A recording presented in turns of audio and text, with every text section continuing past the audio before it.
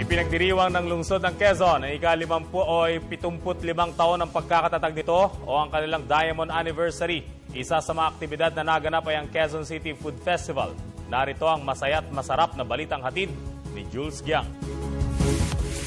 Dinumog ng libu-libong tao ang kauna-unahang Quezon City Food Fest na ginanap sa kahabaan ng tanyag na food street ng Quezon City, ang Maginhawa Street. Ito ay matatagpuan sa Diliman at binabagtas nito ang mga barangay ng UP Village, Teachers Village East at Sikatuna Village. Isa itong kick-off event ng District 4 ng Quezon City upang ipagdiwang ang kanilang 75th anniversary. Layunin ng QC government na lalong makilala ang Maginhawa Street bilang isang major food hub at tourist spot.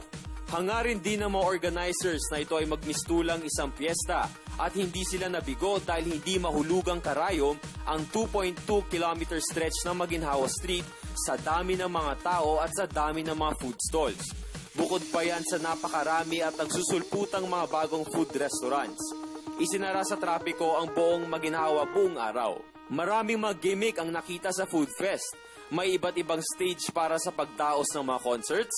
May mga inflatables din para sa mga kabataan. Mayroon ding mga binibentang inumin para na rin sa Oktoberfest.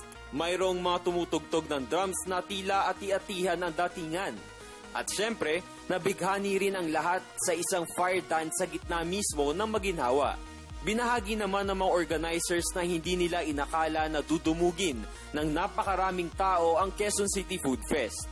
No, we were hoping, but we never expected na ganito ang magiging turnout. We were very lucky na nung tinap namin ang San Miguel, ang Smart Communications, ang Oishi, and other sponsors like Pure Foods, yung mga Magnolia, ano pa ba, ang dami na sponsors eh.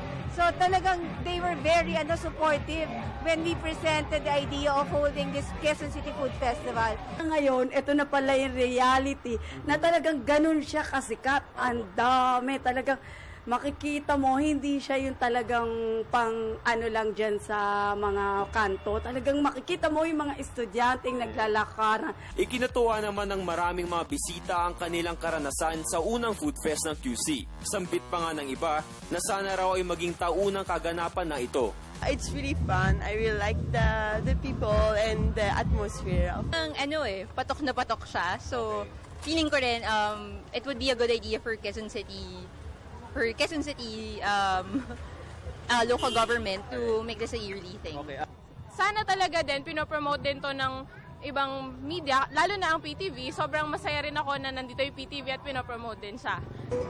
Gusto na namin pasalamat sa Quezon City para sa event na to. Sobrang ganda nung ginawa nilang exposure ng Maginhawa at more power sa anniversary ng Quezon City.